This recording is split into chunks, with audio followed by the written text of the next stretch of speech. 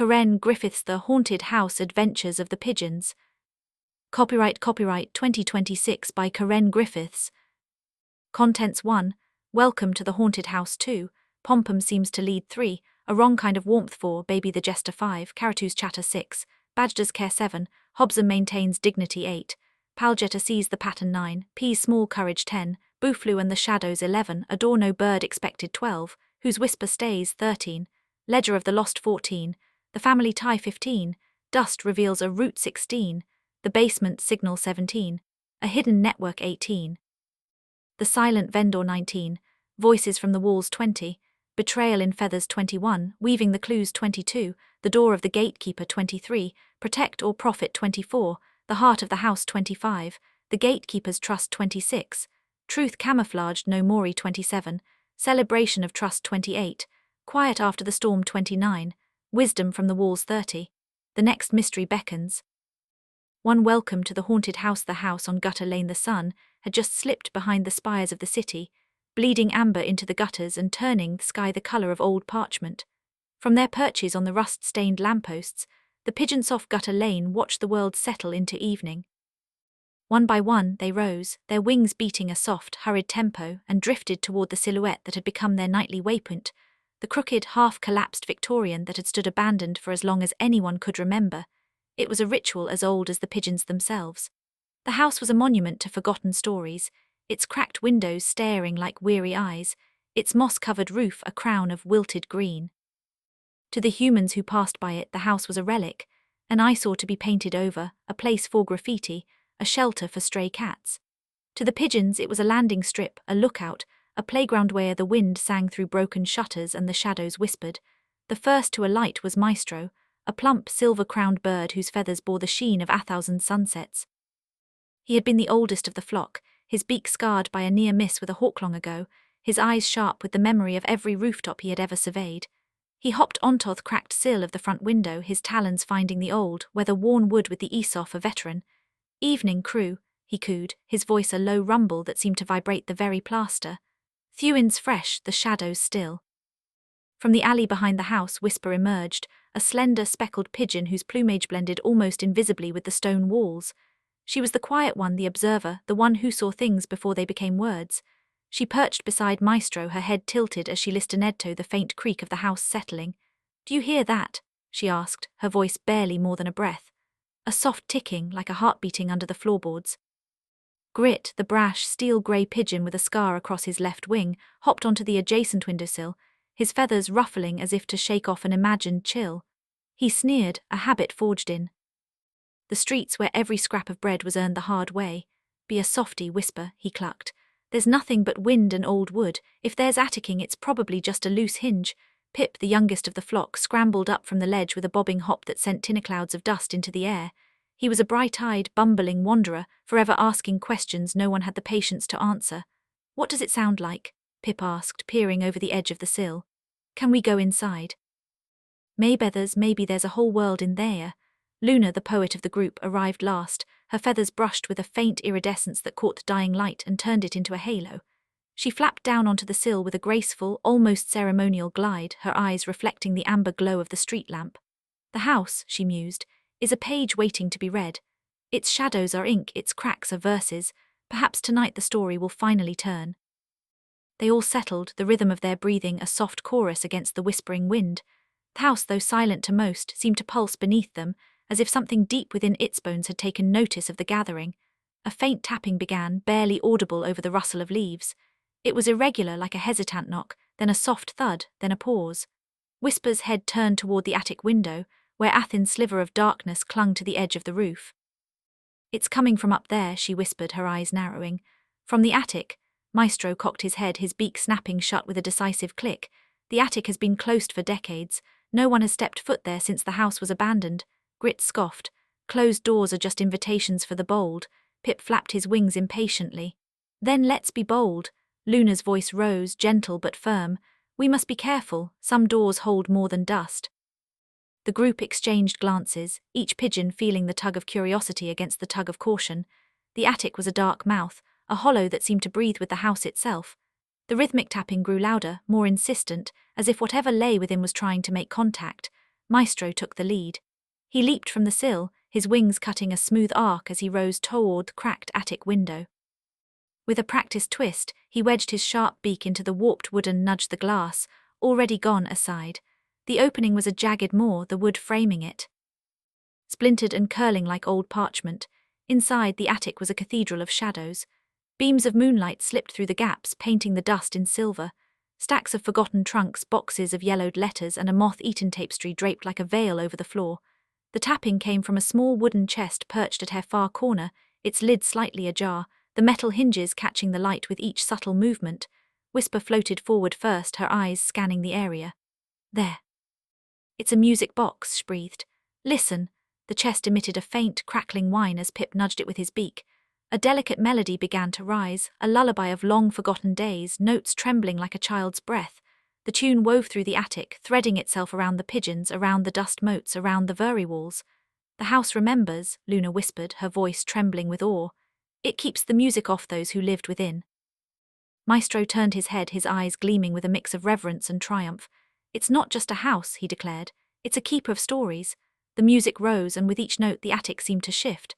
Shadows moved like liquid, and in the corner where the chest sat, a faint outline emerged, a silhouette of a woman in a faded dress, her form composed of the same pale dust that filled the room. She turned slowly toward the pigeons, her eyes empty yet filled with a quiet yearning. She opened her mouth, and though no words formed, the pigeons felt an echo of her grief, of loss, of longing. The melody swelled, and the silhouette began to dissolve, releasing a cascade of tiny, luminous particles that spiraled upward, merging with the moonbeams. Pigeons, the woman seemed to say without speaking, you have brought back my song. The music faded, leaving the attic hushed once more. The pigeons hovered in the silence, breaths coming shallow and fast.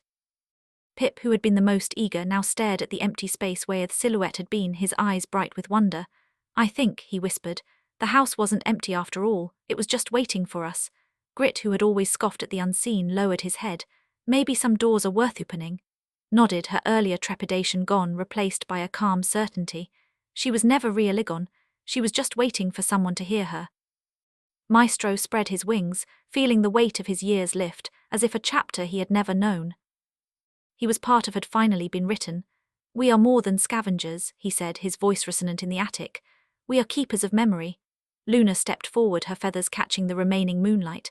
Every stone, every crack, every sigh of wind, it's a line of poetry. And tonight we added our stanza. The pigeons gathered together, their feathers brushing in a brief, gentle communion. The attic's shadows seemed to draw back, the darkness receding as if content to be part of the story rather than a threat. Outside, the wind shifted, carrying the faint echo of the lullaby down Gutter Lane, threading through the iron fences and over the cobblestones. Neighbours on their balconies paused, listening to a tune they could not place, feeling a strange warmth spread through the night air. The pigeons took one last look at the attic, then slipped back out through the cracked window, returning to the ledge where they had first gathered. The night had deepened, but the house felt lighter, as if a weight lifted from its ancient bones. Maestro settled on his usual spot, his eyes closing for a moment as he let the memory of the melody settle within him. We'll come back tomorrow, he said, more to himself than to the others. There are more rooms, more stories, tilted her head, a small smile on her beak, and more shadows to listen to. Grit, with a rare softness, nudged Pip gently. You were right, kid, some doors are worth opening. Pip puffed his chest, eyes glittering. And some music boxes are waiting for a new audience. Luna, ever the dreamer, spread her wings and gave a soft chirp that seemed to dissolve into thenite sky, a note of gratitude to the house that had shared its heart. As they rose into the dark, the house on Gutter Lane stood silent, its windows dark, its roof still sagging. But within its walls, a quiet peace lingered, the echo of a lullaby drifting through its corridors, waiting for the next night when a flock of pigeons would arrive once more, just as they always had, for a routine exploration, yet forever changed by the shadows that held a secret. Two Pompum seems to lead the light in the attic when the sun slipped behind the low hills of Willowbrook. The town seemed to exhale a sigh of relief. Children's laughter faded into the rustle of crickets, and the last of the market stalls clattered shut. In the little bakery on the corner of Maple and Cedar, a pink sugar-glazed sign swayed in the evening breeze, Pompum's sweet spot. Inside, the air was warm, honey-sweet, and forever scented with vanilla. Pompums herself was a compact figure of pastel pink, her hair tied in a perpetual bun of cotton candy curls, and a pair of tiny glittering pom-pom pins perched on her cheeks. She ran the bakery with the kind of gentle authority that turned strangers into regulars and regulars into friends. And today, as any other, she wore her boss hat, soft, embroidered and embroidered with tiny silver stars. Though she never let the title harden her heart, she had a plan. The annual Willowbrook Scouting Festival was due in 3 days, and the peaceful scouting party was the event she'd been dreaming of since the previous year's rain-soaked fiasco. The idea was simple: a gentle foray into the old Whitmore house at the edge off town, a place of whispered legends and cracked windows, where the scouts could practice navigation, learn to read signs, and most importantly, prove that curiosity could triumph over fear. "Remember," she told the assembled troop, a ragtag mix of eager 10-year-olds and a few nervous teenagers, "the Whitmore house isn't a monster. It's a story waiting for us to read its pages. We're just here to turn the page together." Her voice was buttery smooth, and it seemed to settle over the children like a blanket. They nodded, clutching their flashlights, maps, and the little brass compasses their fathers had given them. The only person who looked uneasy was Milo, a lanky 15-year-old who'd been in the Scouts for 3 seasons but who still shivered at the mention of the old house. "Worry, Milo," Pompom said, patting his shoulder. "If anything surprises us, we'll handle it together." Whitmore House loomed on the hill, its once white clapboard now a patchwork of grey and moss, its roof sagging like a tired sigh. Vines clung to its sides, and the front porch, though rotted, still bore a weather-worn welcome mat that read "Welcome Home." The house was empty, at least, that was what the town law claimed. No one had lived there since the Whitmore family disappeared 3 winters ago, leaving only a single photograph of a smiling mother and her 2 children, pinned to the wall of the house's living room. A curious thing, for a house that never seemed to decay completely. The scout party gathered at the gate just as the first stars pricked the sky. Pompom's ever-theorized leader handed each child a small laminated card with a checklist: "Stay in pairs, keep lights on, no wandering alone, report any unusual sounds." She clicked the lights of her own pocket flashlight, a soft amber glow that made her eyes sparkle. "Ready?" she asked, her voice a warm ripple through the crisp air. The children answered with a chorus of eager yes. And the troop set off, the crunch of levers underfoot the only sound until they reached the house's massive front door. Inside, the house exhaled a cool, stale breath. Dust motes floated like lazy fireflies in the sliver of daylight that slipped through cracked panes. The hallway stretched ahead, lined with fade wallpaper. Once a cheery violet, now dulled by time. Pompoms led the way, her flashlight held low, casting elongated shadows that danced on thewels. She kept close to Milo, whose eyebrows knit together as he scanned the dim interior. "Remember, Milo," she whispered, "the house is just a shell. It's the stories we tell that give it weight." Milo gave a small, tentative smile, and they continued.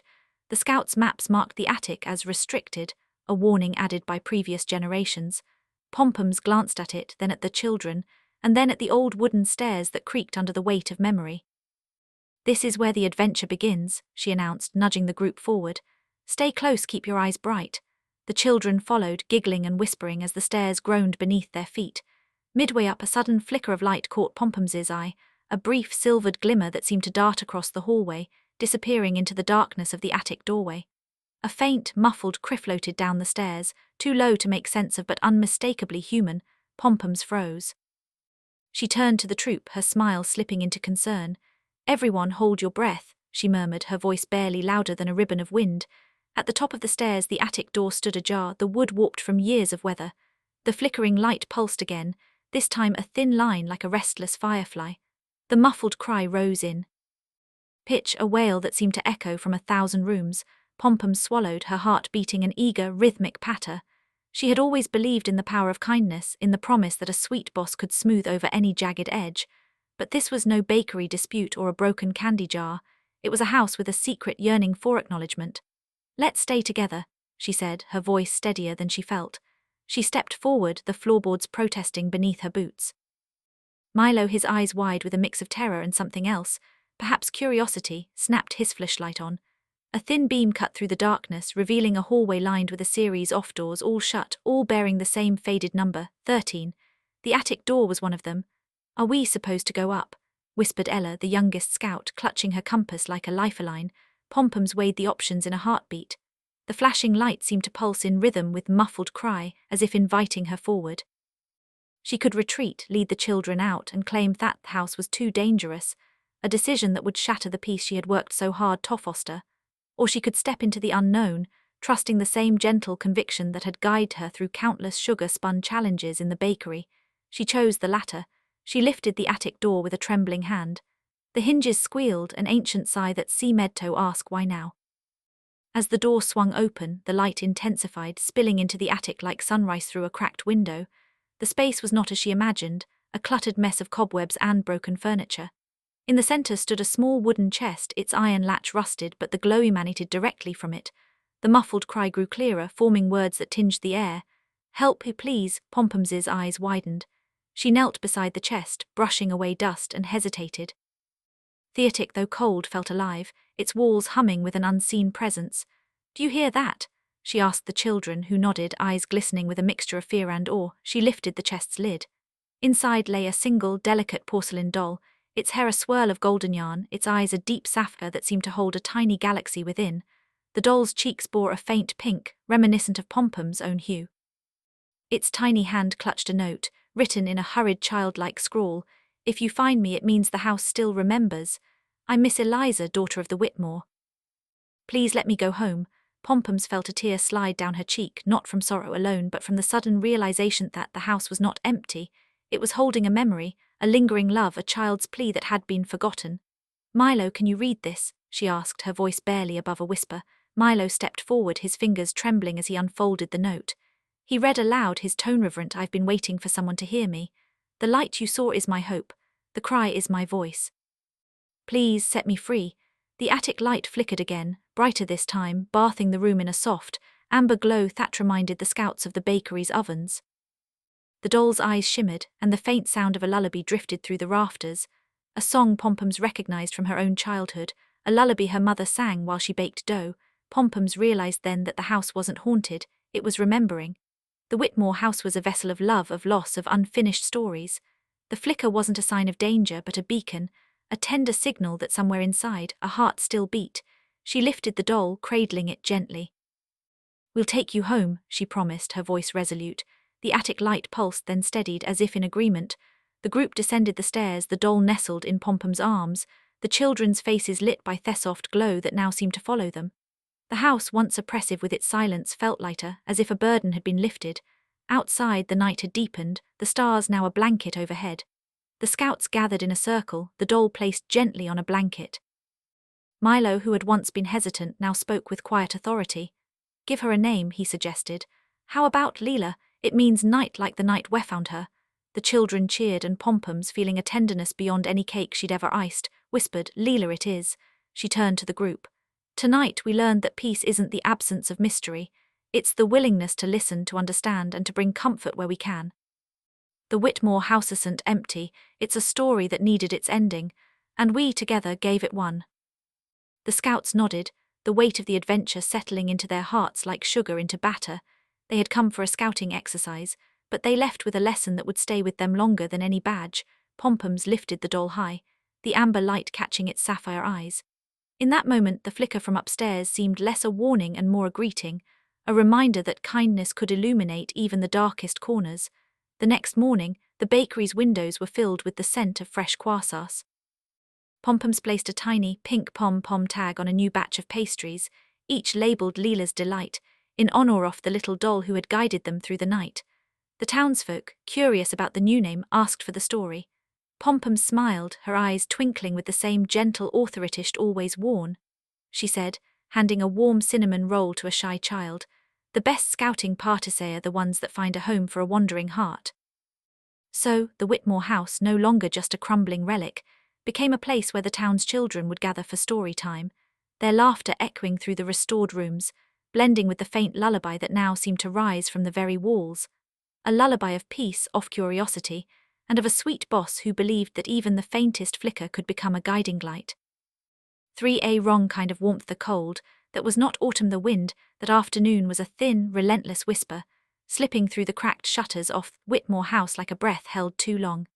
It curled around the old maple outside the town square and slipped under the doors of the local coffee shop, where the regulars, people whose names were as familiar as the chalked menu boards, sipped their drinks in a rhythm that seemed to keep the world in motion.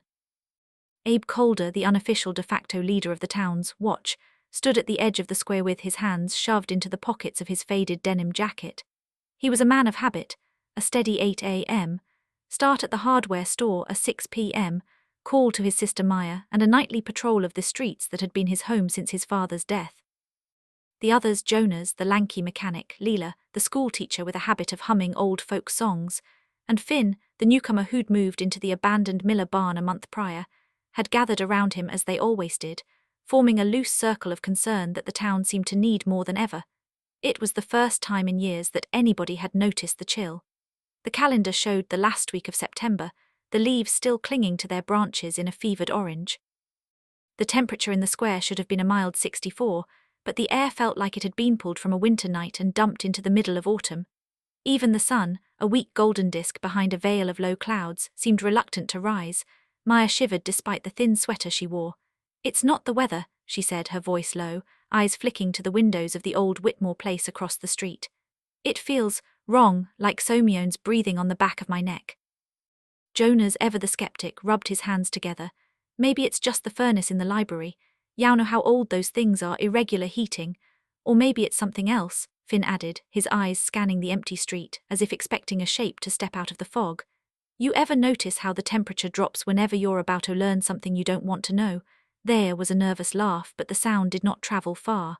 It was swallowed by the quiet that settled over the square. That was when Leela saw it, something tucked between the cracked bricks off the Whitmore's front steps, a scrap of paper half buried in a mildew-stained crack. She brushed away the grime and held it up to the faint light. The edges were jagged as if torn in haste. A hurried scrawl ran across the top, the ink faded but still legible. "They watch us. The Daniels family." Below, in a shaky hand, someone had added a rough map of the town, a red X placed over a small block of houses that included the Whitmore, the Miller barn, and the house at the end of Oak Lane, where the Daniels lived, a family of 3 who had moved in 5 years earlier and kept to themselves. A hush fell over the group. The note was old enough to be a relic, yet fresh enough to still be damp with the scent of pine sap, a scent that reminded them of the woods beyond the town, the place where people used to vanish for days without a word and return with stories of the cold. Abe took the paper, his fingers trembling. Who would write something like this? And why? Maya turned the note over.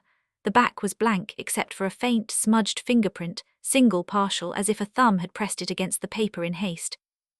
"Do you think it's a prank?" asked Jonas, though his voice betrayed a sliver of dread. Finn's eyes narrowed. "A prank would be funny. This feels like a warning." They gathered as they always did at the Whitmore house, a place that had been abandoned since the fire in 78. The house was a skeleton of its former self, windows boarded, porch sagging, paint peeling like sun-bleached skin. The group moved inside, lanterns in hand, their beams cutting through dust that hung like a veil. The attic was a cramped space of rafters and old trunks. It smelled of pine and something metallic, faint yet undeniable, like iron in a riverbed. It was there, tucked beneath an old oilcloth, that the torn note had originated. As they lifted the cloth, a deeper layer of paper was revealed, another scribbled message, this one in a more urgent script. "Do not trust them. The eyes are everywhere. You hear the wind speak, run." The words seemed to echo the chill in the room, as if the very walls were breathing the same cold. They exchanged glances. Trust, a word that had built the town's identity, now felt fragile, like orbs stretched too thin. The note hinted at something larger than a simple prank, a family being watched, a surveillance that stretched across their community, a hidden network of observers. Abe's mind raced. The Daniels family had moved in after the fire, their quiet demeanor and late-night comings had always been a source of whispered speculation. The Miller barn, where Finn now lived, had been vacant for years, and the Whitmore house, abandoned yet now a gathering place for these 4 friends, had always seemed to be a silent witness to everything that went on in town. "Who's they?" Leela whispered, holding the paper close to her chest as if the words might slip away. "And what does they watch?" Finn said, voice low, his fingers tracing the ink. Jonas, always the pragmatic one, paced the attic. "Maybe it's a group of kids, a dare, or a cult. I've heard rumors about a group called the Crown, but that's just gossip." Maya, whose trust had always been her most valuable asset, felt a fissure forming. "We've always looked out for each other. If there's a danger, we need to tell someone." Abe's gaze fell on the map drawn on the back of the note. The red zest formed a pattern, a line that linked the Whitmore house, the Daniels' home, the Miller barn, and a third, undisclosed location marked only by a simple dot. His fingers hovered over it. "There's something here we don't know," he said, "and it's not just the cold. It's someone's watching us, and we're the ones watching them now because we've found this." A tension rose, thin and taut as a violin string. Their friendship, built on years of shared labor and mutual reliance, was now being tested by a suspicion they could not yet name. That night they each went home with the torn note tucked in their pockets, the cold seeping into their bones despite thick blankets. The wind outside whistled through the trees, a mournful sound that seemed to say, "Listen." Day 2 the town woke to a fog that settled like a blanket over the streets, muffling footsteps and swallowing sounds. It was the kind of fog that made the familiar feel alien, every curb and sign a silhouette in a world turned monochrome. Abe walked the main road toward the Daniels house. The family, Mark, a tall man with a gentle smile, his wife, Elena, a petite woman with dark curls, and their 8-year-old daughter, Lucy, stood at the porch watching his approach with wary eyes. "Morning, Mark," Abe said, forcing a smile. "We found something in the Whitmore attic, something about watching." Mark's brow furrowed. "Watching? What do you mean?" Abe hesitated, the note heavy in his hand. "We think someone been keeping tabs on your family. There's a note that mentions a map with your house marked." Elena's hand instinctively went to the small scar on her wrist, a reminder of a past accident. "We've felt it too," she said quietly. "Tonight the wind, it sounded like voices." Lucy woke up screaming about shadows. Lucy, her eyes wide, hair tangled, stood slightly behind her mother. "They were cold," she whispered. "It was so cold, and I felt like I was being held." A collective shiver passed through the small group. The cold was no longer a metaphor, it was a shared experience, a tangible presence that had slipped into their lives like an unwelcome guest. Finn, who had been standing a little distance away, stepped forward. "Do you think it's something supernatural, a ghost?" Mark shook his head. "We're not superstitious, Finn. We moved here because we wanted peace, but we've had a feel that we're being observed. The kids at school whisper about it, sometimes the watchers in the woods." The reference to the woods sent a ripple of unease through the group. The forest beyond town's limits, dense, old, rumored to be the home of an unnamed tribe that had vanished centuries ago, had always been a place of stories for the children. But now it seemed a possible source of something larger. Abe glanced at his friends at the Daniels. The note had hinted at a family being watched. Now they were confronted with the reality of that watching. "We need to find out who's behind this," he said, his voice low but firm. "If this is a threat, whether human or otherwise, we can't let it fester." Jonas, who had been silent, lifted his head. "We should start with the map. It shows the Whitmore, the Daniels, the Miller barn, and a point here, near the old fire tower on the hill." The fire tower, abandoned since the 1960s, stood as a rusted skeleton on the hill overlooking the town, a relic that had once kept the forest fire-free but now offered a lonely perch over the landscape. "We'll go there tonight," Leela said. "It's the only place we haven't checked." Maya's eyes flickered to Finn, whose presence was still an oddity among the old townsfolk. "Are you okay with this?" she asked, her tone protective. "You've just moved in, Finn." Finn's smile was thin, a practiced mask. "I've been watching this town more than I've admitted. Some things I know, I think I can help." Trust, that fragile web, stretched further. The group's cohesion was now being tested not only by the external chill, but by the internal question of whether they could rely on a newcomer who surpassed, was as shadowed as the fog that wrapped their town. That night, the group gathered at the old fire tower, lanterns bobbing like fireflies in the thick mist. The tower's stairs creaked under their weight, each step a reminder of how far they had come from the safety of their homes. At the top they could see the town's lights flickering like fireflies in the distance. The forest beyond the town was a black sea of trees, their silhouettes barely distinguishable against the night sky. Finn knelt, examining the ground. "There's a pattern here," he whispered. "A faint line off disturbed earth, almost like a trail. Someone been moving through here and they leave something behind." Pointed to a shallow depression, barely visible. "It's a pit or a well lined with metal. If you look closely you can see a strip of cloth. It looks like fabric, maybe it's from a tarp." Jonas brushed away the mist and a faint imprint became visible, 2 sets of boot prints, one larger, one smaller, converging and then diverging. "This could be a marker," Leela said. "A place where they meet, perhaps, or a place where they keep something." Abe took a breath, feeling the cold wind swirl around him, its whistling like a low sigh. "If they're watching us, they're also leaving a trail. We need to follow it back." The group split into 2 pairs. Abe, Jonas, and Finn descended, while Maya, Leela, and the Daniel stayed at the tower to keep watch. The descent was uneven, the old stairs groaning under their weight, as if warning them to turn back. At the base of the tower, a narrow path led deeper into the forest. The ground was soft, the leaves damp with an unseen moisture. Their lanterns cut swathes of light, revealing a clearing where a rusted metal door stood half buried in the earth, its hinges corroded but still intact. The door was not part of any known structure. It seemed out of place, a relic that had been hidden away, perhaps a bunker or a storage cellar. The cold grew more intense as they approached, their breath forming mist that seemed to linger longer than it should. "Someone been here recently," Jonas whispered, his hand hovering over the handle.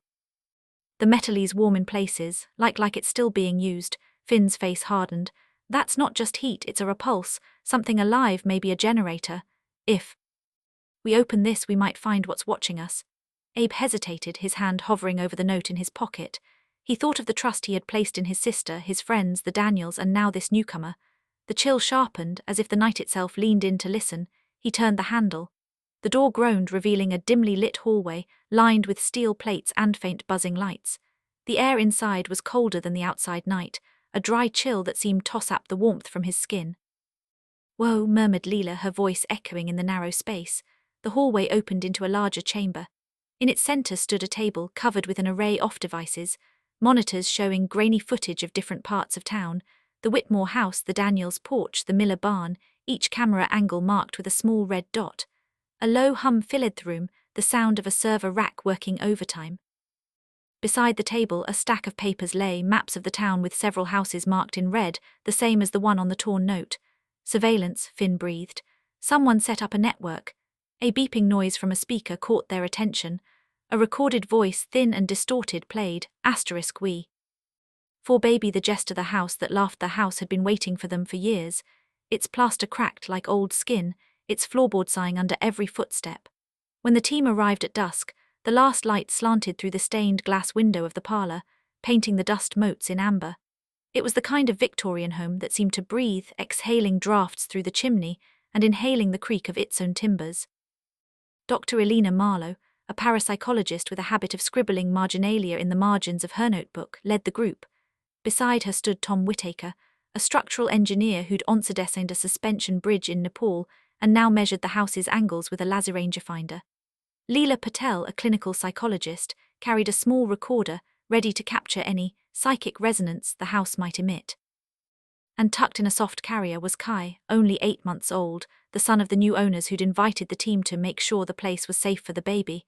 Kai was an unexpected variable. He stared at the world with unblinking eyes, his chubby cheeks turning pink whenever a ray of light caught them. He cooed, gurgled, and to the team's amazement, seemed to have a knack for humor that no infant should possess. The first night they set up equipment in the living room. The old house responded to their presence with a chorus of sighs and moans, the kind of symphony any seasoned investigator could label ambient. The floorboards complained under Tom's weight, whining high-pitched squeaks every time he shifted his weight. "Did the floor just say boo?" Kai babbled, his voice lilting like a tiny trumpet. He laughed, a high-pitched giggle that made even Elena smile. Tom chuckled. "Looks like it's trying to join your act, kiddo."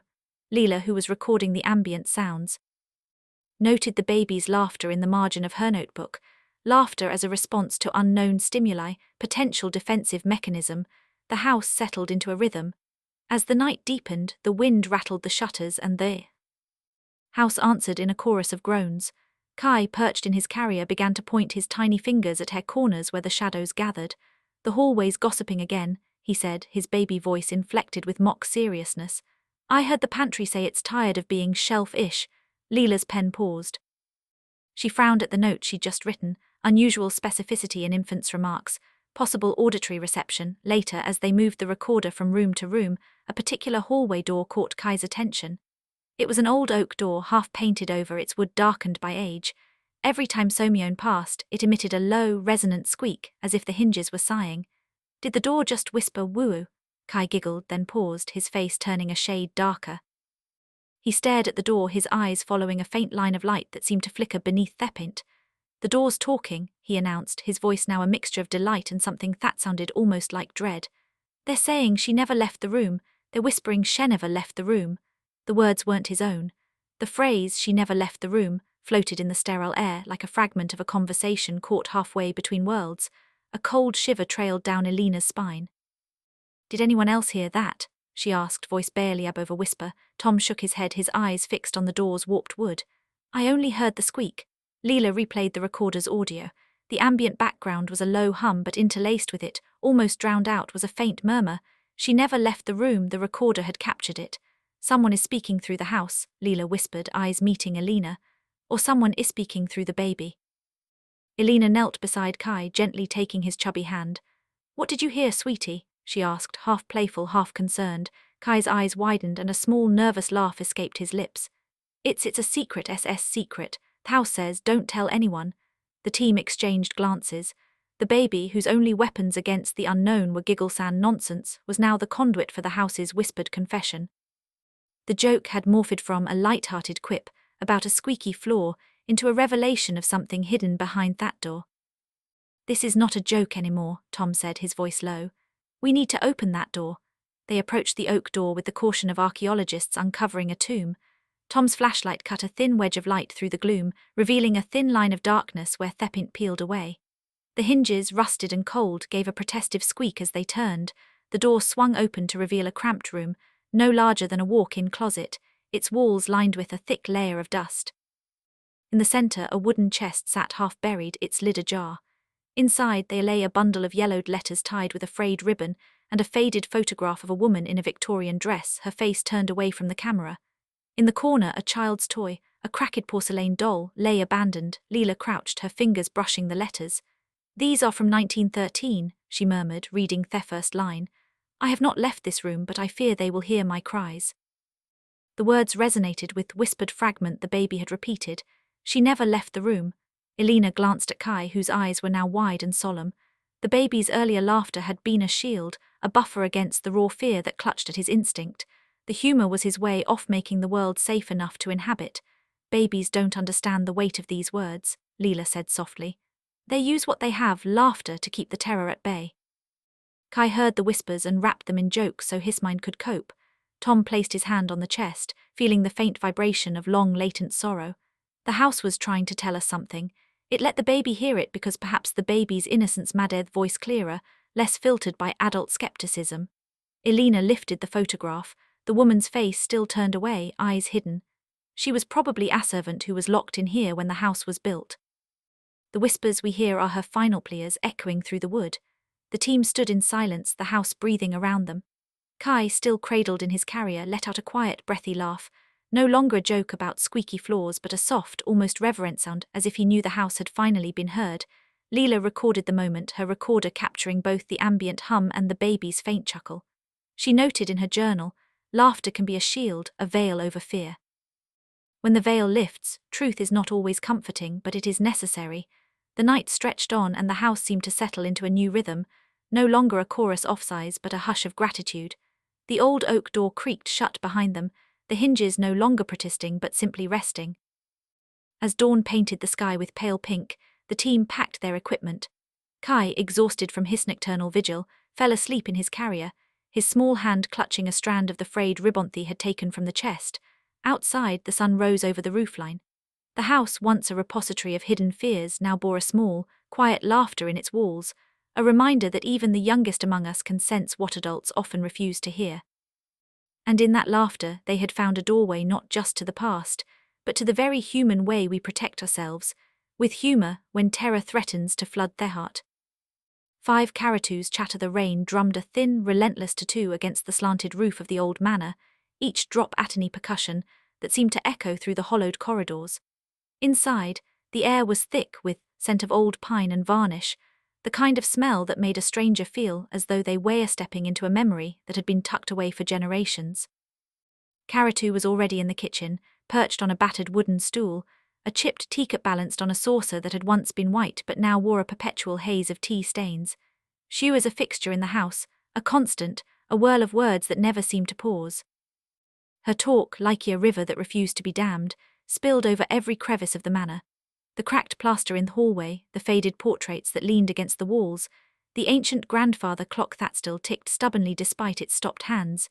She talked about the weather, about the way the light fell on the old oak table, about the way the house creaked in the night, a habit she'd cultivated since she was a child, an unintentional shield against the deafening silence that the house seemed to demand.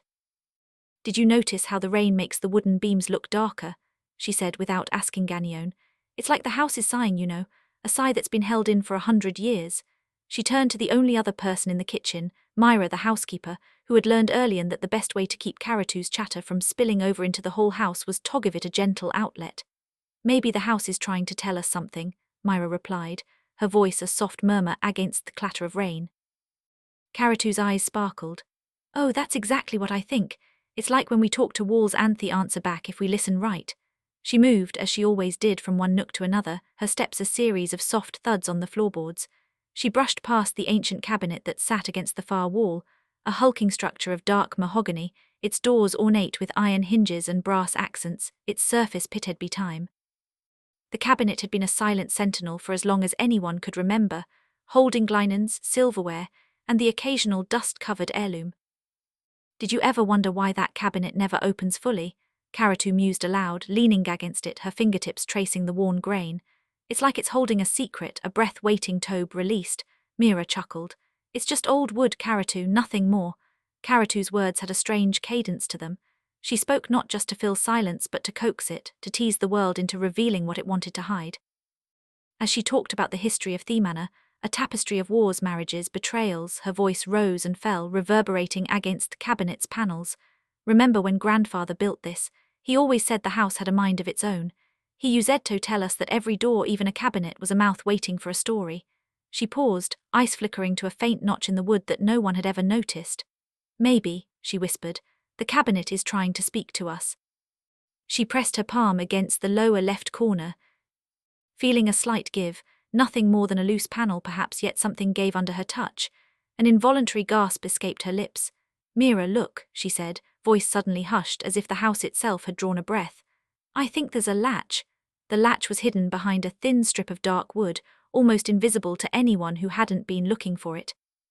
Caratu's fingers, guided by the rhythm of her own monologue, traced the rutline and found a tiny, rusted iron piece, barely protruding from the grain. She pulled and the cabinet door shuddered, a low creak echoing like a sigh finally released. Behind the door was not a hollow interior of dishes and linens, but a thin slab of wood, a panel that had been sealed for decades. The panel, once lifted, revealed a narrow cavity in the wall, just wide enough for a hand to slip through, just deep enough for an old, forgotten story. Caratu lifted her head, eyes glittering with curiosity. See, the house is telling us. She leaned forward and with a gentle hand brushed away the thick layer of dust that had settled like a veil over the cavity. As she did, a sudden breeze, cold, faint, and surprisingly fragrant with scent of pine sap, escaped, stirring the dust into spirals that danced in the single shaft off-light that filtered through the kitchen window. In the dimness, something glimmered, a crude map drawn not with ink but with the very dust that had settled there, each line etched lightly by the passage of time. The map was simple, almost childlike, but precise in its indication. A series of intersecting corridors, a small circle marked at her far end, and a dotted line that seemed to guide the viewer onward. Caratu's breath caught. A map, she breathed, her voice trembling with a mixture of awe and delight. It's drawn in dust. She traced the line with a fingertip, feeling the fine particles shift under pressure, the map's path leading beyond the kitchen walls, winding through the manor's forgotten corridors, finally terminating at a single point, a small, square space that she could not recall from any of the house's known floor plans. Myra stared, her eyes narrowing as she tried to remember the layout of the house. There's no such room, she whispered. At least not one we know of. All the rooms are accounted for: library, study, the ballroom upstairs. Caratu laughed, a sound that rang like chimes, bright, uncontainable. That's what they told us. But you see, a house is more than its rooms, it's its secrets. She turned back to the cabinet, sliding the hidden panel back into place, but not before slipping a small, tarnished key, found tucked within the cavity, into her palm. The key felt warm, as if it had been waiting, patient for a hand that would understand its purpose. The rain outside intensified, making the manor's windows tremble. The sound of distant thunder rolled like an ancient drumbeat. Inside, Caratu's voice rose again, now a steady chant, a rhythmic recitation of the house's history, as if she were coaxing the walls to remember.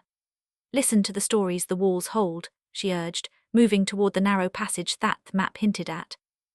Her footsteps were careful, each one a measured tap against the old wooden floorboards. The passage was hidden behind a false wall in the pantry, a place overlooked for years. As she pushed the pantry door, it groaned, revealing a dark, narrow hallway that seemed to swallow the light. She took the key, feeling its weight settle into her palm like a promise. Her hand hovered over a series of rusted hinges, each one attached to a small wooden door that stood flush with the wall. The key turned with a satisfying click, and the door swung open, revealing a cramped, dust-choked space. The room was small, no larger than a modest closet, yet its walls were lined with shelves, each bearing relics that seemed to belong to a different epoch: a bronze compass, a cracked porcelain figurine, a bundle of vellum scrolls tied with frayed twine. In the center stood a wooden chest, its lid ajar, exposing a single leather-bound journal. Karatu's eyes widened. "We've found the forgotten room," she said, voice barely a whisper, reverent as if she were standing before a shrine. She stepped inside, the air heavy with the perfume of centuries. The journal's pages were yellowed, brittle, but the ink still gleamed darkly. As she opened it, the words revealed a tale of a great ancestor, an explorer who had charted lands beyond the seas, who had hidden his most prized discoveries within the very walls of the house, fearing that the world outside would not understand the weight of his knowledge. He had drawn a map, not on parchment but in dust, knowing that only someone who could hear the house's whispers would ever find it. The journal described a hidden trove of sketches, maps of uncharted islands, notes on flora and fauna, a compass that never lost its bearing, and a promise that the knowledge would be passed down only to a talker, someone who never ceased to question, to speak, to coax. Karatu turned the pages, each word a thread that wove her further into the tapestry of her lineage. She realized that her constant talking, once dismissed as mere chatter, was the very key that unlocked the house's silence. Her words had vibrated against the wood, against the dust, against the very fabric of the manor, coaxing it to reveal its hidden heart. Myra, who had followed quietly, placed a hand on Karatu's shoulder. "You were right," she said, voice softened. "The house does have a mind." Karatu smiled, a grin that lit her face like sunrise. "It does," she replied, her voice resonant with the knowledge that she had become a conduit between past and present.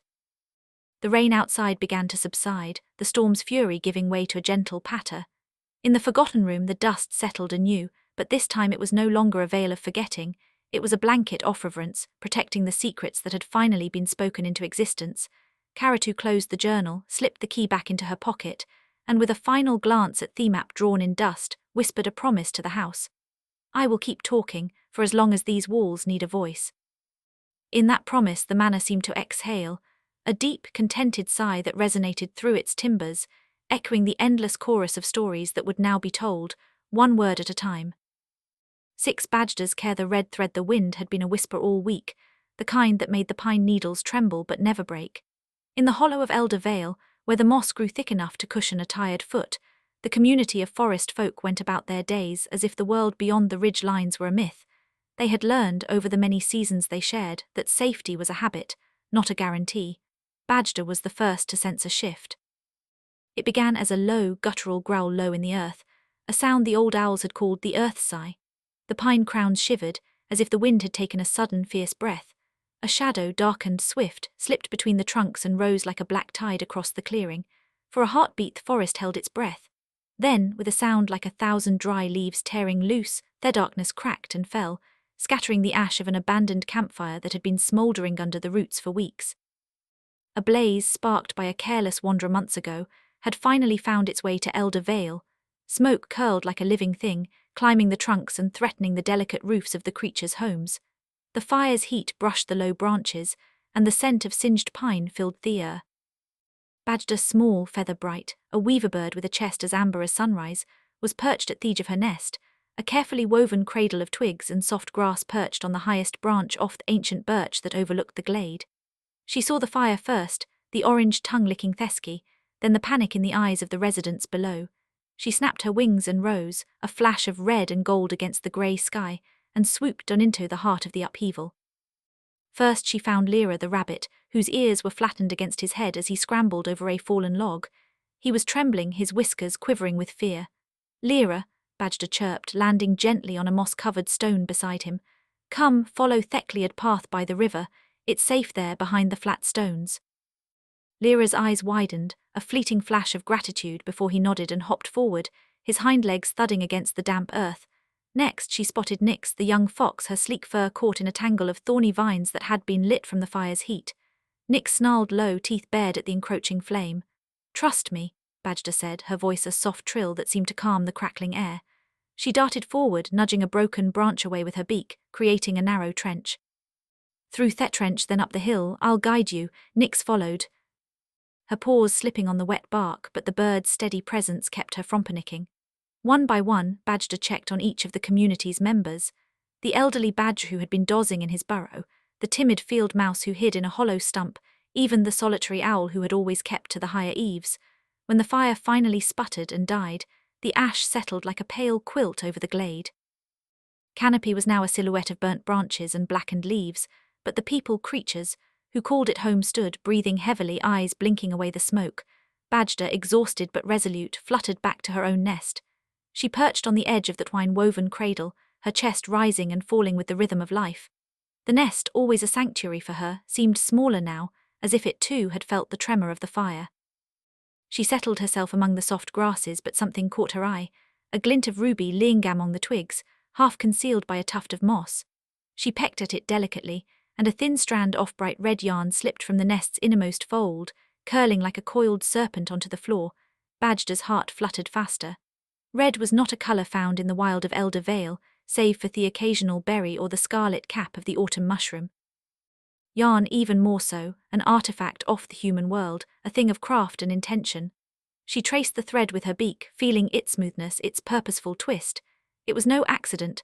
Someone somewhere had taken the time to weave it into her nest. She stared at it for a long moment, the world around her hushed save for the faint crackle of Dianjembas. A memory floated up, an old legend the owls whispered when the moon was full, a story of the Shadow Weaver, a being who walked the borders between the living forest and the world of men, guiding the lost and protecting the innocent with unseen strings of destiny. The thought struck her like a sudden gust. Could the red thread be a sign of that legend? Had some unseen hand been watching over them, nudging them away from danger, tying their fates together with slender, bright cords? The next morning the sun filtered through the soot-blackened canopy, painting the glade in shafts of amber and gold. The community gathered beneath the birch, their faces marked by fatigue but also a dawning curiosity. "We survived," Lyra said, shaking the ash from his fur, "because we followed Badger." Nyx, her fur still singed but her eyes bright, added, "And because something helped us from the shadows." Badger perched at the center of the circle, the red thread lying neatly across a broad leaf. She let it dangle, the red catching the light, a scarlet river against the muted earth. "It was here in my nest," she announced, her voice clear. "A thread of yarn bright as a robin's breast. I do not know who left it, but perhaps it is a reminder that we are not alone." A hush fell over the group.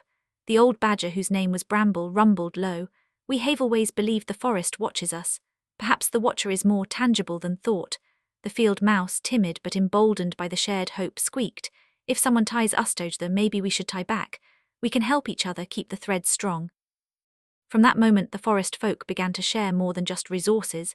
They shared stories, songs and small gifts, bits of twine, a feather, a smooth stone, all placed in each other's homes. The red thread became a symbol, a promise that the invisible hand that had guided them would continue to do so as long as they made the effort to see it. Weeks turned into months. The fire scar faded, the birch sprouted fresh leaves, and the charred earth reclaimed its green. Yet at the very heart of the birch, atop the highest branch, Badger's nest grew larger, sturdier. Between the twigs, red yarn wove in and out like veins of rubber running through a living organism. One evening, as the sun set and painted the sky in shades of violet, Badger perched at the edge of her nest, gazing over the glade. She saw Lyra hopping with his children, Nyx prowling calmly, Thiol perched watchfully on a high branch. All seemed at peace. A gentle rustle in the leaves caught her attention. She turned, and there, perched on a low branch that barely brushed the treetops, was a figure swathed in shadows, its outline indistinct. It watched her with eyes that seemed to hold the depth of midnight. The figure tilted its head, and a soft voice, no louder than a sigh, drifted down. "You have seen Thethred, little weaver. Do you understand its purpose?" Badger's feathers ruffled, but she held her ground. "It is a reminder," she answered, "that we are not alone, that there are eyes in the dark that care for us." The shadowed figure laughed, light, warm like the crackle of a hearth. "Not merely eyes, but hands. I am the one who stitched that thread. I have walked this valley for centuries, guiding those who respect the balance. Your bond, your kindness has kept the thread unbroken. As long as you remember to look for it, the forest will never be truly alone." With those words, the figure dissolved into the night, leaving behind a faint scent of pine and a soft glow where it had stood. Badger looked down at her nest, at the red yarn glimmering in the moonlight, and felt a deep, resonant hum in her chest, a song of gratitude that rose up through branches and into the sky. From that night onward, whenever a storm threatened, when a predator prowled, or when the world seemed too heavy for any one creature, the community would remember the red thread. They would look for the tiny strands of guidance left by the unseen hand, and they would each, in turn, become a thread for another. In the years that followed, Badger's nest became a legend in its own right, a beacon of hope, a hub of unseen connections. Travelers who ventured into Elder Vale sometimes reported catching a glimpse of a scarlet line glinting in the trees, like a promise that somewhere a shadow watches, and a gentle voice whispers, "You are not alone." 7. Hobson maintains dignity. The whispering hall. The night was a thin veil of fog over the ruins of Vesperhold, a stone-crowned citadel that had once been the heart of the Meridian Order. Its towers, now silhouettes against a waning moon, seemed to breathe as the wind slipped through the cracked arches. Inside, the corridors were a labyrinth of dust-choked stone, each step a soft sigh against ancient flagstones that had not known footfall for a century. Hobson stood at the mouth of the main hallway, his breath a mist that curled around the iron torch held aloft. The torch's flame flickered, throwing amber shadows that danced along the walls like restless spirits. Around him, 3 other figures tightened their grips on the steel rods they'd fashioned into makeshift weapons. "We'll split into 2 teams, Hobson said, his voice low but steady. "One will take the north wing, the other the south. Keep your ears open. Any sound, any shift, report it immediately." "No heroics." Brushed a trembling finger over the crude map he'd drawn on a piece of salvaged parchment. The corridors were a maze of creaky corridors, as the old journals had called them, their wooden stone sighing with every gust. The layout was familiar only because someone had once lived there. Now it was a memory that could crumble under the weight of a misplaced step. The first team, Myra and Jaic, headed north, slipping through a doorway that groaned as they passed. Hobson, Myra's older brother, and a quiet, scarred scout named Dax took the southern path. The torchlight fell on a mural of a silver bell, its clapper mid-swing, forever frozen in armament of celebration. The mural was cracked, the bell's face dulled by time, but the image seemed to pulse with a faint, almost imperceptible hum. About a dozen paces down the southern passage, a sudden metallic clang reverberated through stone, sharp, deliberate, like a bell dropped on the floor. It was followed almost immediately by a soft, metallic clatter that seemed to echo from deeper within the structure. "Did you hear that?" Dax whispered, eyes flicking to the shadows. "A dropped bell," Myra muttered, though she was not with them. She had been listening through a cracked wall, the sound travelling like a whisper. "It's a signal, something been moved." Hobbs's pulse quickened. The old stories told of a bell used by the Order to mark the resonant chamber, a vault that stored the very essence of the city's power, pure, raw energy bound within crystal nodes. If the bell had been displaced, it meant someone or something had tampered with the seal. They followed the faint echo, the torch's flame wavering as the air grew colder and thicker. The hallway narrowed, the walls closing in as if the building itself were trying to swallow them. Theia boots scraped against the stone, each scrape sounding louder than the last. At the end of the passage, a massive oak door loomed, half covered in ivy and sealed with iron bolts. The surface of the door was etched with runes that glowed faintly, a residue of the ancient magics that once powered the citadel. But what caught Hobbs's eye was the low, continuous hum emanating from behind the wood, a vibration that thrummed in his bones. "The basement," Dax breathed, his voice barely audible. It's still alive." Hobson placed his palm against the cold iron, feeling the tremor reverberate through his skin. Their humming was not just a sound, it was a rhythm, a pulse that seemed to sync with the very beat of his heart. He could sense a latent energy, dormant yet restless like a storm held in a glass bottle. He turned to his companions, his eyes sharp. "We need to see what's inside, but we can't just barge in." The door, he traced one of the runes with his fingertip. A faint glow flared, casting a blue light onto Theflor. The hum intensified, a crescendo that made the hair on his arms stand on end. "Hold on," Hobson said, pulling a thin copper wire from his pack. He connected it to the torch and wrapped the other end around the door's iron latch. He whispered a command, a fragment of annulled incantation he'd memorized from the Order's fragments. "Castaferum et lumen revelays, bind iron and light, reveal yourself." Was a crack, then another, and the ancient bolts gave way with a sound like distant thunder. The door shuddered, then swung open, revealing a stairwell that descended into absolute darkness. The humming grew louder, resonating through the stone walls, reverberating off the unseen floor below. "Do we go down?" Myra asked, her voice trembling. Hobson glanced at his team. Their faces were lit by the torch's flickering flame, eyes wide with a mixture of fear and curiosity. He took a slow breath, feeling the hum vibrate through his chest, a reminder that this place was not merely a ruin, it was a heart still beating. "We go together," he said. "Stay close, keep the torch up. If the hum is a warning, we'll hear it. If it's a promise, we'll see what it holds." They descended the staircase, each step echoing like a drumbeat in the silence. The air grew cooler, and the hum morphed into a low, melodic tone, almost like a choir of unseen voice strumming in unison. The walls of the basement were lined with crystal lenses, their faces catching the torchlight and scattering it into a kaleidoscope of colors that seemed to pulse with the same rhythm as the hum. At the far end of the cavern, a stone pedestal rose from the floor, encircled by a shallow pool of liquid that glowed faintly blue.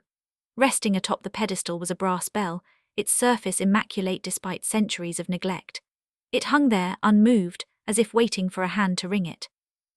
Hobser stepped forward, his boots leaving faint prints in the glowing pool. He knelt, reaching out to touch the bell. The moment his fingers brushed the cold metal, a surge of energy surged through him, bright, sharp, like a flash of lightning caught in a bottle. The humming ceased. In its place rose a clear, resonant tone that filled the cavern, a note Purine sustained, echoing off the crystal walls. The bell began to sway, slowly at first, then with increasing vigor, as if an unseen hand were pulling its clapper. Now, Dax shouted, pulling a lever he'd found on the pedestal side. The bell swung, and the clapper struck with a sound that seemed to vibrate the very foundation of Vesperhold. Light burst from the bell's core, spiraling upward in a vortex of luminescent ribbons that shot through the ceiling, tearing a hole in the vaulted stone. Through the breach, the night sky spilled in, stars glimmering like diamonds on black velvet. The cavern flooded with a warm, golden glow, and the hum that had once been a warning transformed into a chorus of sighs, voices of the old order, grateful and relieved. The crystallenses hummed in harmony, their light coalescing into a hovering orb of pure energy. It hovered above the pedestal, pulsing gently, as if breathing. Hobser felt the weight of centuries lift from his shoulders. The citadel, long thought dead, was awakening. The power that had been locked away, the residual energy the ancient runes had spoken of, was returning to its rightful place. The city, Myra whispered, tears glistening in her eyes. It's alive again. Hobser stood, looking at his companions. We were meant to find this, not to claim it, but to restore it. The Order's purpose was never to hoard power, but to protect it. Let's make sure Thewald knows we are its guardians, not its tyrants. He raised the torch, its flame now dwarfed by the orb's radiance, and together they stepped back into the corridor, the door to the basement sealing itself gently behind them, the hum now a soft, steady lullaby. Outside, the fog had lifted. Vesperhold, with its creaky corridors and ancient secrets, stood illuminated under the moon, its towers no longer silhouettes but sentinels of light. The patrol route that Hobser had organized with caution had become a passage of redemption. And somewhere deep within the stone, a bronze bell, once dropped, once lost, now rang out across the city, a call that echoed through the ages. Remember, the greatest power lies not in its strength, but in the wisdom of those who guard it. 8. Paljeta seized the pattern, the house that breathes when the call first came. Paljeta Borkova was in the middle of cataloguing the pollen deposits own a 19th-century barn in rural Alberta. The voice on the other end, soft, a little husky, barely audible over the static, was that of Mrs. Mirabelle Lentz, a widow who owned a Victorian mansion perched on the cliffs of Whitby. There's a presence, she whispered, and the house its size. I can't keep it any longer.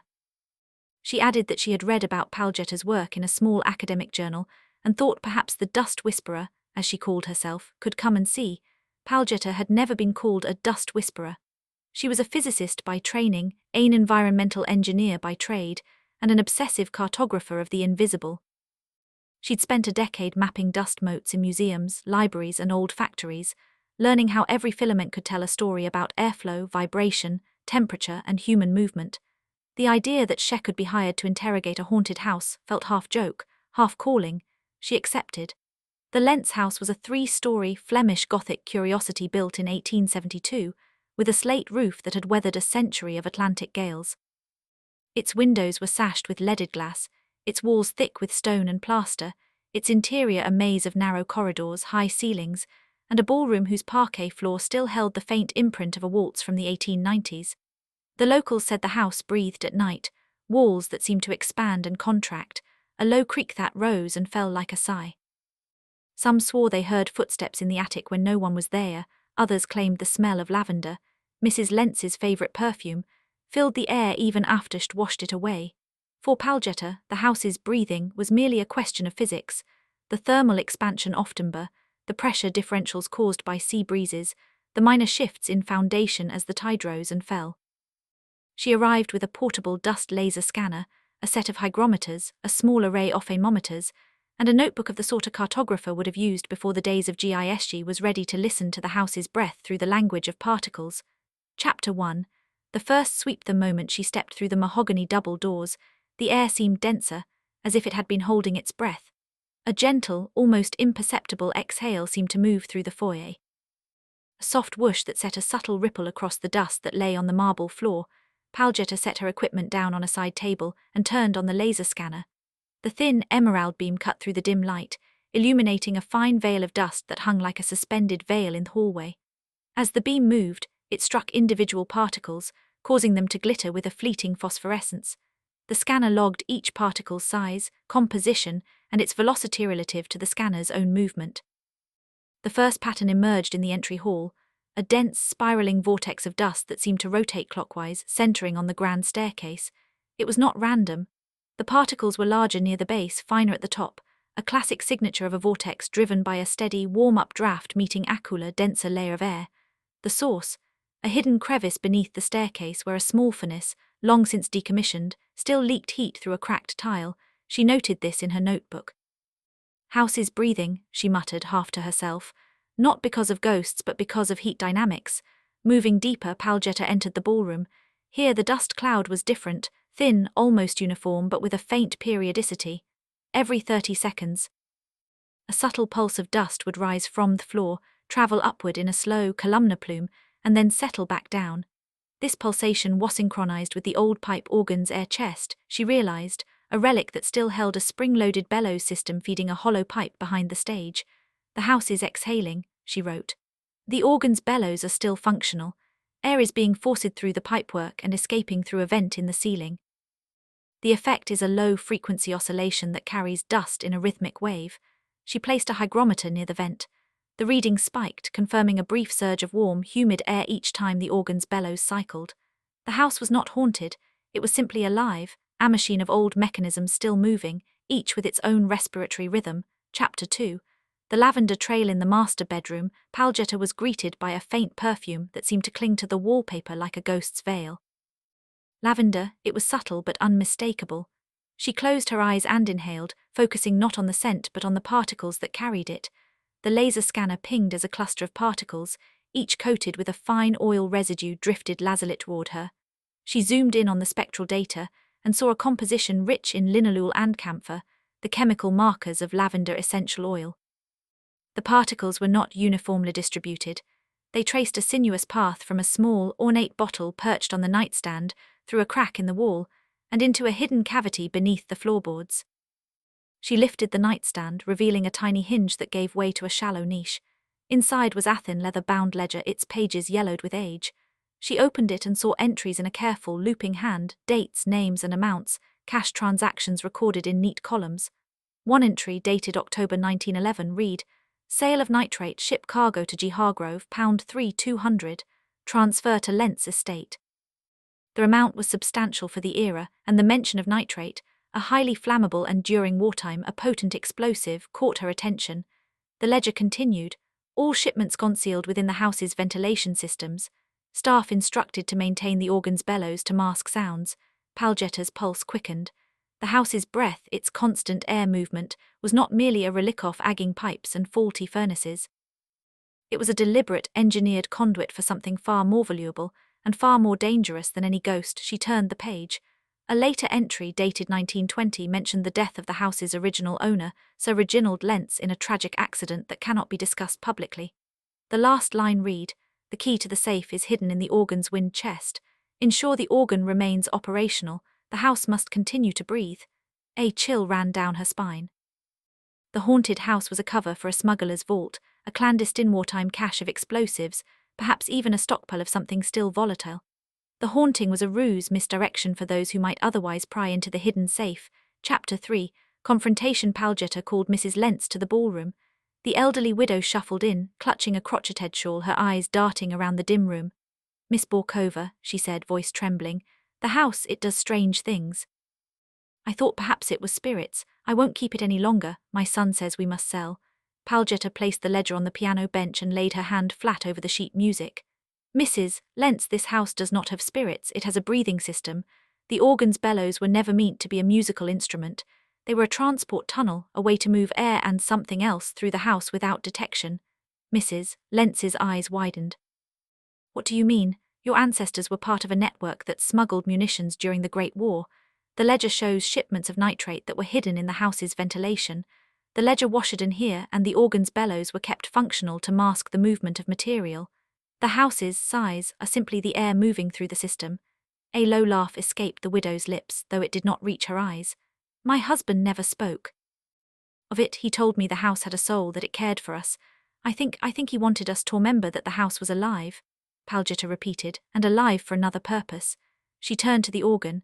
If we open the wind chest, we'll find the key, but we must be careful, the materials stored here are still volatile. She lifted the organ's heavy lid, revealing a labyrinth of wooden pipes, leather bellows, and a small iron box bolted to the inside. Within the box lay a tarnished brass key, its teeth chipped by time. She took the key, feeling its weight, and placed it on the nearby desk. Mrs. Lentz stared at it as if seeing an heirloom she had never known existed. My son, he never came back from the war, she whispered. Perhaps this is why. Your son may have been part of this network, Palgetta said softly. But regardless, the danger is real. Nitrate, especially after a century, can become unstable. If the house's ventilation continues to circulate it, a spark could ignite an explosion that would ruin the entire cliff. Mrs. Lentz looked at the ledger again, then at the key. What will you do? I'll secure the cash, make sure the house is safely vented, and then we'll decide what to do with the rest of the property, Palgetta replied. If you wish, we can let the house keep its soul. No one will ever know the truth except us. Mrs. Lentz nodded, tears glimmering in her eyes. Thank you, Miss Borkova. The house, it's always been my friend. I'm glad it can finally rest. 4. The silent breath. Palgetta spent the rest of the night cataloguing the hidden compartments. She traced the routes off the original ventilation shafts. Some had been sealed off, others were still functional, silently moving air and dust through walls and floorboards. She measured the temperature differential between the attic's low ceiling and the basement's damp floor, confirming that a gentle convection current existed throughout the structure. The house truly breathed, a living organism powered by the lingering heat of old furnaces and the pressure created by the tide's rhythm. In the cellar behind a false wall, she uncovered a rusted metal crate. Inside, a bundle of dried, brittle bags, each marked with a faded N and a date. The material inside was indeed nitrate, though the bags had begun to crumble. She carefully removed the contents and placed them into a sealed fire-proof container. The house's breath had carried those dangerous chemicals for more than a century, and now, thanks to her observation, perhaps they would be safely neutralized. The next morning, a small team of hazardous materials specialists arrived, escorted by the local fire department. They carefully removed the crates, the ledger, and the organ's key, transporting them to a secure facility for disposal. Palgetta watched as the house's old organ was disassembled. Its bellows emptied of air, its pipes capped. The sighs stopped. The house fell into a hushed stillness that felt almost reverent. Outside, the tide crashed against the cliffs, the wind howled through the bare branches of the ancient oak that stood guard over the property. In the distance, the lighthouse's beam swept across the sea, a lone sentinel watching over the night. Mrs. Lentz stood on the front porch, leaning on her cane. Do you think it will be haunted now? She asked, half joking, half prayer. Palgetta smiled. It will still breathe, but it will breathe a different way. It will breathe in peace, no longer carrying secrets in its lungs. Some houses have histories that are too heavy to bear. By understanding the patterns of dust and the rhythm of a building's size, we can give them a chance to exhale. Woman nodded, eyes glistening. Maybe the house will finally be its own. Palgetta turned to leave, feeling the weight of her notebook, the faint scent of lavender still lingering in the air. She paused, looking up at the roof. The house, now silent, seemed to settle into a steady, contented exhale, as though relieved of the burdens it had carried for generations. In the weeks that followed, Palgetta drafted a paper for the Journal of Environmental Forensics titled Dust as a Diagnostic Tool, uncovering concealed hazardous materials in historical structures. In the introduction she wrote, "A house does not simply stand, it breathes, sighs, and speaks through the smallest particles it holds." By listening to the language of dust, we may uncover stories that have been veiled in myth, revealing not only the hidden dangers within our built heritage, but also the humanity that engineered them. She sent a copy of the paper to the local historical society, and a few months later the Lentz house was opened as a museum, its rooms restored, its organ displayed as a piece of industrial art. Its cellar sealed and safe. Visitors would gather in the ballroom on warm summer evenings, listening to recorded organ music, unaware that the organ's former breath had once concealed a secret off-war danger and love. And every now and then, on a still night when the wind died down, Palgetta would think back to the house that breathed, its sighs now a memory, its dust patterns a quiet testimony that the most haunting things are not the spirits that linger, but the secrets that people hide in plain sight, waiting for an observant eye to read the story written in the smallest of particles. 9p's small courage, the whisper on the steps in, the cracked shadows of the old municipal building, where the city's heartbeat thumped through steel beams and rusted pipes. A tiny feathered figure darted between dust-laden cobwebs. He was no more than a speck of grey against the grime, a fledgling with a pinkish beak that still trembled when the wind sang through the broken windows. His name, if a name could be pressed onto the world with a beak, was simply P. The older pigeons called him Pip, half affectionate, half mocking, for he was still learning to keep his balance on the slanted roofs that rose like jagged teeth over the streets below. Yet, despite the clumsy wobble of his first flights, Pip possessed something the city's stone walls had forgotten long ago, an insatiable curiosity. The secret on the basement steps one damp twilight, when the moon was a thin sliver and the building's furnace coughed out a low, mournful sigh, Pip slipped through a cracked vent and found himself on the basement floor. The air was thick with the smell of oil and old paper, and the only light came from a flickering bulb that swung lazily above a set of stone steps leading down into darkness. The steps were worn smooth by generations of footfalls, human, animal, and the occasional stray cat. As Pip hopped onto the first riser, his tiny claws brushed against something that made the stone give a soft, almost musical click. He peered over the edge and saw, etched faintly into the mortar, a line of handwriting that seemed to have been made with a pencil that had once been bright but had long since faded to a ghostly grey. "When the bell tolls 3 times, the key will rise," the letters read, each stroke trembling as if the writer had been shaking with fear. Pip's heart hammered in his chest. He could not have known the significance of the words, but the rhythm of the sentence, its cadence, its secret promise, ignited a spark of bravery that surged through his feathers. He looked up, his eyes meeting the darkness above, and imagined the hands that had scrawled the message. Perhaps a child hiding a treasure, a lover leaving a promise, or a desperate soul trying to leave a clue for someone who might never return. The moment was broken by a low, rumbling growl. A stray cat, sleek and scarred, had slunk into the basement, its eyes glinting amber in the dim light. Pip froze, the secret letters still illuminate in his mind. The rally word of Pip's discovery travelled faster than the wind through the cracked vents. From the atticrafters to the soot-blackened gutters, the city's avian community began to stir. Old Gideon, a pigeon who had watched the building's construction from his perch on the first floor, spread the tale with a solemn coo. A clue, squawked Ruby the sparrow with a patch of red on her wing, her voice sharp as a flint. "We must protect the little one. He holds the key to whatever lies beneath." A chorus of rusted wings beat the air. The pigeons gathered on the ledge of a broken pipe, forming a circle around the basement entrance. One by one they perched, eyes narrowed, talons gripping the cold stone. Gideon, who had survived 2 citywide demolitions, stepped forward. "We cannot let that cat or any other danger take the secret from Pip. He's small but his heart is mighty. We'll shield him while he deciphers the clue." The flock's resolve was a living thing. A pair of grey sparrows swooped down, forming a protective barrier that made the cat hiss and retreat. A flock of starlings who sang at dawn flapped their wings in a rhythmic pattern, sending a gust of wind that rattled the old bulb, casting flickering shadows over the stone steps. Even the city's stray dogs, drawn by the commotion, kept their distance, as if they sensed that something important was unfolding. Pip, perched at the foot of the stairs, felt the weight of dozens of eyes upon him.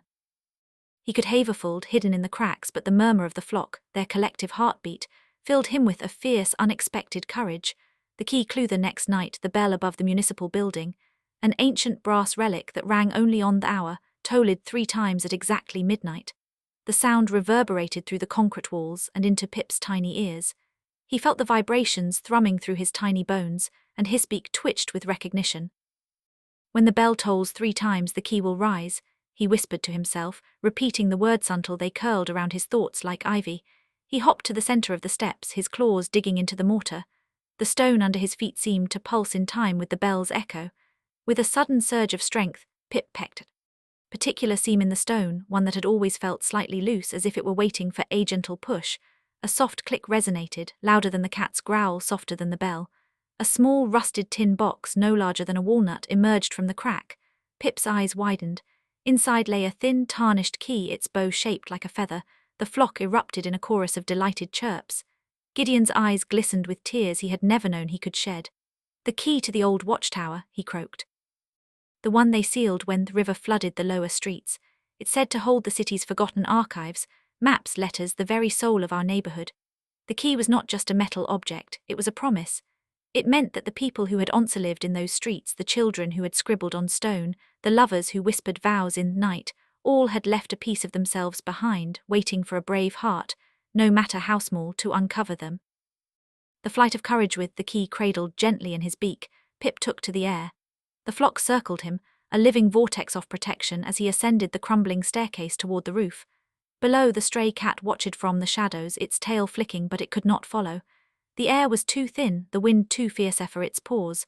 The city's dawn began to break, painting the sky in hues of amber and rose. From the roof, Pip could see the old watchtower rising, its silhouette a silent sentinel against the horizon. He swooped toward it, the key glinting like a comet in his beak. When he reached the tower's rusted iron door, the key fit perfectly into the lock. With a soft turn, the door creaked open, revealing a room filled with scrolls, maps, and bound journals, stories of the city's past, of triumphs and tragedies, of love letters hidden in the margins and recipes scribbled in the corners. The air inside smelled of ink and dust, a scent that made Pip's chest swell with pride. He dropped a single parchment, a faded notebook, through the open door, letting it float down to the ground below. The pigeons gathered, each taking a turn to read the pages. The notebook belonged to a boy named Eli, who had lived in the building 75 years ago. He wrote about his dream of becoming a pilot, his fear of the war, and his secret wish for someone brave enough to find his hidden key and keep his memory alive. When the last word was read, a hush fell over the flock. Then, as if the very stones were exhaling, the pigeons began to coo in unison, a soft hymn of thanks to the tiny fighter who had dared to look where no one else would, the legacy. From that day forward, the basement steps were no longer just a place where dust settled. They became a shrine to curiosity, a reminder that even the smallest among us can hold the most powerful clues. Pip, the baby pigeon who had once been laughed at for his clumsy flutters, was now known as P the Keeper, a name spoken with reverence by pigeons, sparrows, and even the occasional human who happened to glance up at the sky and see a feathered silhouette glinting in sunrise. The city, too, began to change. The old municipal building, slated for demolition, was preserved as a museum of the stories hidden beneath its foundations. Children would gather on the steps, tracing the faint letters that still lingered, their own imaginations sparking new secret handwritings, new clues, new adventures. And somewhere, perched high on a rusted pipe, Gideon watched the world turn, his old feathers ruffling in the breeze. He turned his head to where Pip perched beside him, the tin key now a bright pendant around his neck, and whispered, "Courage is not measured by size, Pip. It is measured by the willingness to protect what matters, even when the darkness looms." Bell above the building rang once more, this time at noon, its resonant chime echoing through the streets, through the hearts of all who listened. And as it tolled, the pigeons spread their wings, a living tapestry against the sky, each feather a thread in the story of a tiny fighter who held a key clue, and the city that learned to listen to the whispers on its basement steps. Ten Boo flew, and the shadows, the whispering stacks. The air in the lower vault of the ardent library was thick with dust, the smell of old paper, and a faint metallic tang that no one could name. Shelves rose in impossible columns, each one groaning under the weight of centuries-old tomes, scrolls, and relics that had never seen the light of day. The only sound was the soft echo of footsteps and the occasional rustle of a page turning somewhere deep within the maze. Boofloo Hadrick had never liked quiet. He had never liked darkness. He had never liked the feeling that something, anything, could be watching him, waiting to pounce. To call it fear would have been a mercy. He preferred to think of it as a constant, low hum of warning that never quite left his ears. The other members of the expedition, Mara the archivist, Felix the cryptographer, and Lyra the former military scout, had all laughed at his nervous twitching, his habit of checking the back of his coat for imagined knives, his habit of stepping over the same stone 3 times before moving on. It was Mara who had invited him in the first place to the library's restricted chamber, a part of the building that had been sealed for decades after a fire claimed the lives of 3 scholars. The official story was that the fire had destroyed the ancient heart of the archive, a rumored codex that could rewrite history. The real story, Mara whispered in the dim light of the candle-lit room, was that the heart was a key, perhaps a literal key to something far bigger. "Boofloo," she had said, tapping a finger against his shoulder, "we need every eye. You're good at noticing the little things, and we need you to stay okay, not run off when the shadows get too well, you know." He had swallowed his breath and nodded. He was already sweating under his wool coat, the heat of his own panic rising faster than the candle flame. The expedition entered the vault just after midnight, the only light being the flicker of 3 candles strapped to the top of a wooden table. Their boots thudded on the stone floor, sending echos that sounded like distant drums. The walls were lined with rows upon rows of books, some bound in cracked leather, others in metal. The air felt colder the deeper they went. Bouflou's heart thudded in his throat, his palms slick with a thin sheen of sweat. He could feel his breath catch behind a knot of anxiety that tightened with each step.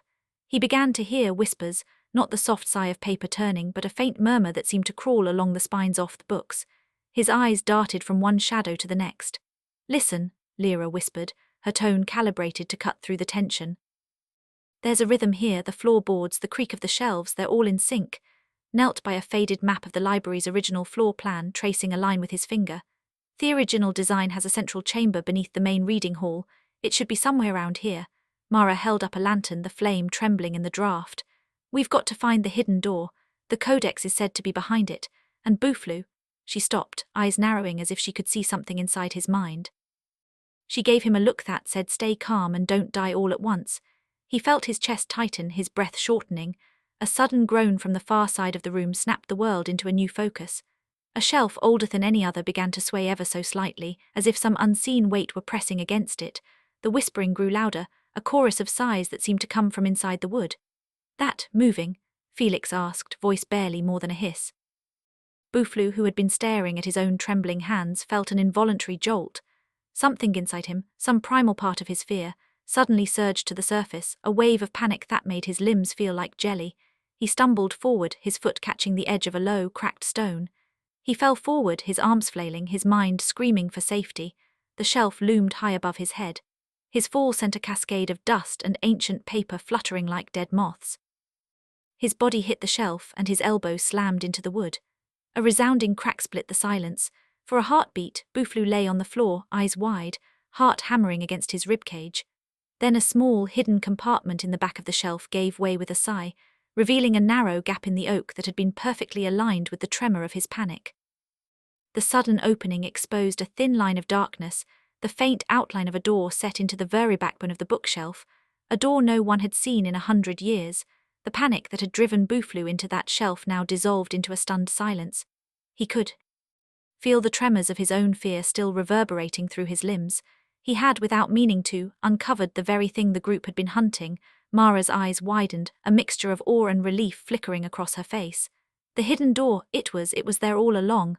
The pressure of my fear. Felix tried to keep his voice steady. "It's like your panic shifted the weight on the shelf and forced the latch open." Could barely speak. I didn't mean to." Lyra, ever pragmatic, knelt beside the opening, her fingers brushing dust from the ancient iron hinges. "It's a lock that responds to force, not a key. Your panic was just enough to give Eat a nudge." His breath came out in shallow sobs. He stared at the dark gap, at the cool air that seemed to rush out from it, smelling faintly of ozone and old ink. "What is it?" he whispered. Mara lifted her lantern and angled it toward the door. The light caught a brass sigil etched into thewwood, a stylized eye half closed, surrounded by curling vines. "It's the Eye of Yale," she said, voice trembling with excitement. "The ancient order used it to mark the path to the heart. The door is the final barrier." Examined the sigil more closely. "The eye is also the symbol of the Watchers, an order that believed knowledge should be guarded by fear. Perhaps that's why the lock is triggered by Tra." Lyra stood, her hand on the hilt of a hidden dagger she kept for practical reasons. "Whatever it is, we need to go through. Boufflou, you've given us a foothold." She paused, the edge of admiration softening her tone. "A crucial foothold indeed." The threshold, the four of them gathered at the edge of the doorway. The darkness beyond was thick, almost oppressive, as if it wanted to swallow any amount of light. Boufflou felt the old, familiar knot-off-dreed coil in his belly again, but this time it was different. The knot was now intertwined with a thread of purpose, a feeling that his fear, as irrational as it was, had a place in something larger. Mara lifted her lantern higher, the flame sputtering as if fighting against the darkness. "Everyone stay close. The door may be a trap." She pushed the heavy oak door with a gentle but firm shove. The hinges groaned, a sound like an old man sighing. The door swung open a crack, then widened enough for a person to slip through. Beyond the threshold, the air changed. It was cooler, scented with wet stone and something metallic. Soft, phosphorescent fungi clung to the walls, casting a pale green glow that illuminated a cavernous chamber. The heart of the mystery lay before them. A circular room carved out of the bedrock, its floor inlaid with a massive mosaic of interlocking symbols, stars, serpents, and the same half-closed eye that marked the door. In the center stood an altar of black marble upon which rested a singly object wrapped in vellum and bound with a cord of silver. The object pulsed faintly as though it were a heart beating in time with the cavern. That the codex? Lyra asked, eyes narrowing. Mara stepped forward, her hands trembling. If it is, we must be careful. Legends say the heart can rewrite reality. It can change the past, but it can also unmake the present. Approached the altar, his mind racing with cryptic symbols. The Eye of Yale is said to be atheist, not only of intellect but of spirit. The codex will only open for those whose fear is balanced with resolve. He turned to Bouflou, who still stood near the entrance, his shoulders hunched, breathing shallowly. Your fear opened the door, Bouflou. It seems the test begins with you. Stared at the altar. He felt the old panic rise again, a tide he could not hold back, but he also felt something else, an odd calm that followed the panic. A thin rope of thought that said, I am her for a reason. My fear is a tool, not a curse, he swallowed, feeling the weight of all eyes upon him. The room hummed as if the stone itself were listening. He took a step forward, then another, each one a battle between the instinct to flee and the need to move forward. Bouflou, you don't have to do this alone, Lyra said quietly, moving to stand beside him. He turned his head, catching her steady gaze. I think I can, I think. If I keep moving, the fear won't hold me back. It'll just be part of me. Mara nodded, her lantern's light now focused on the altar. Then let's do this together. Knelt at the altar and carefully lifted the vellum. As the cloth fell back, a thin sheet off parchment revealed a single, shimmering symbol, a circle surrounding the Eye of Yale, surrounded by a ring of runes that pulsed with a faint blue light.